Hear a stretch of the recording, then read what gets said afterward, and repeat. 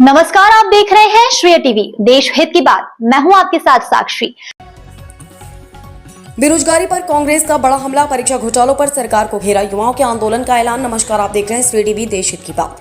जबलपुर में वरिष्ठ कांग्रेस नेता और राष्ट्रीय मानवाधिकार संगठन के अध्यक्ष अजय पांडे ने देश में बढ़ती बेरोजगारी, प्रतियोगी परीक्षाओं में लगातार हो रही अनियमितताओं और परीक्षा रद्द होने के मामलों को लेकर केंद्र और राज्य सरकार पर तीखा हमला बोला है। उन्होंने कहा कि युवाओं का भविष्य लगातार अंधकार की ओर धकेला जा रहा है और अब सरकार को जवाब देना होगा।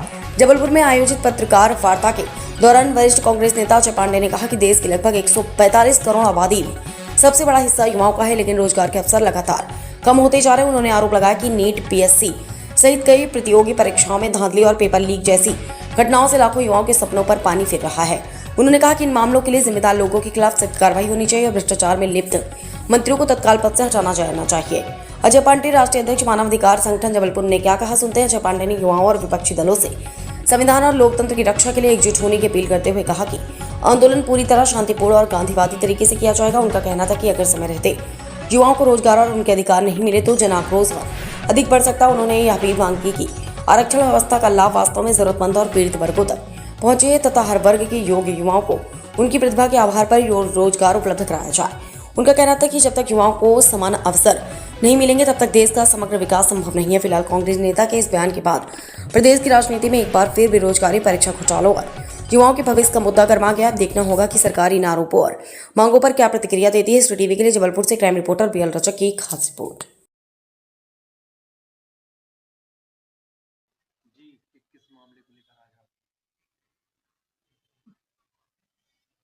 वरिष्ठ कांग्रेसी परिवार का सदस्य होने के नाते विद्युत कर्मचारी कांग्रेस का भी मैं राष्ट्रीय संयोजक हूं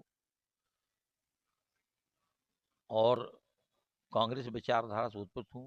विचार कांग्रेस, रचनात्मक कांग्रेस, इन सबसे जुड़ा हूं। आज मैं देख रहा हूं देश में, पूरे देश में आज काकरोच जनता पार्टी का जंतर मंतर में आंदोलन हुआ, जिसमें विभिन्न दलों के लोग पहुंचे।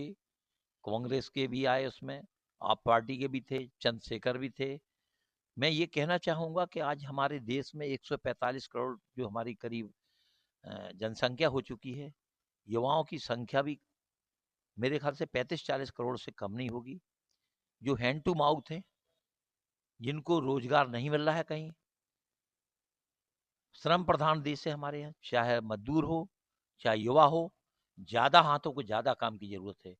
आज जो बेरोजगारी फैल रही है, नीट हो चाहे और जो भी एग्जाम हो, चाहे वो हमारे पीएससी के एग्जाम हो या अन्य कोई एग्जाम हो, एंट्रेंस एग्जाम, चाहे जब रद्द कर दिए जाते हैं।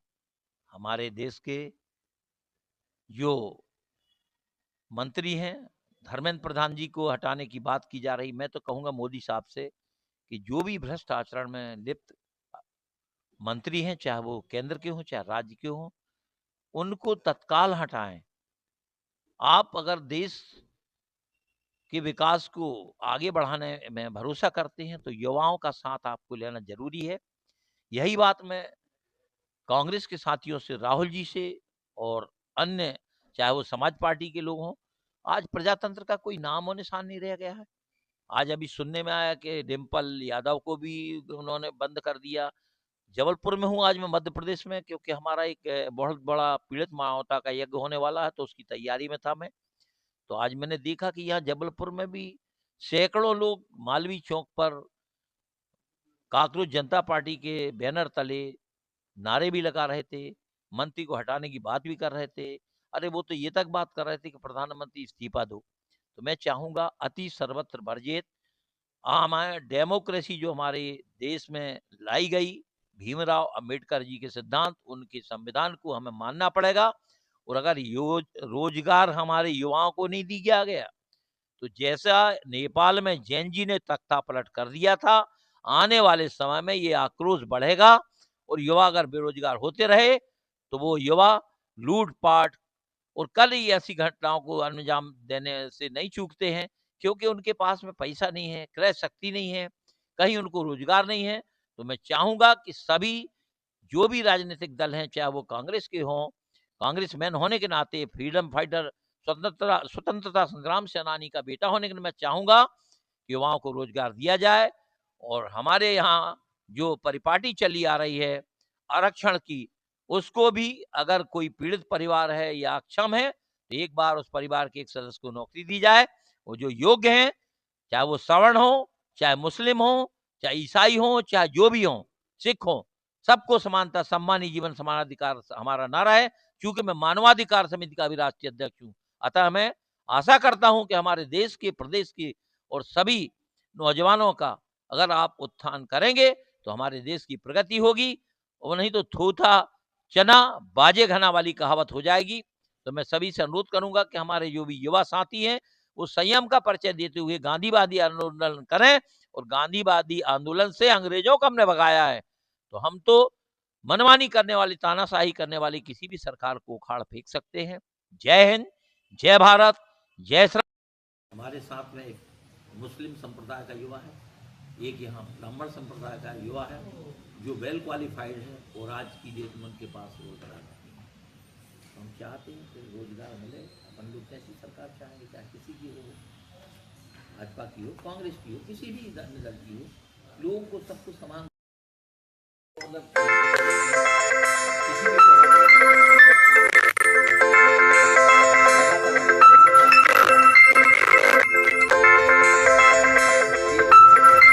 खर्चे बढ़े हैं, महंगाई बढ़ी है, ये तो नहीं कर सकते कि वो मतलब हम तो कह रहे ठीक है, मजदूरी का क्लास 4 की भी नौकरी है, उसमें पोस्ट ग्रेजुएट जो आते हैं वो नौकरी मिल रही है। हायर सेकेंडरी पास से ये हमारे यहाँ ड्राइविंग करने आ रहे हैं। ये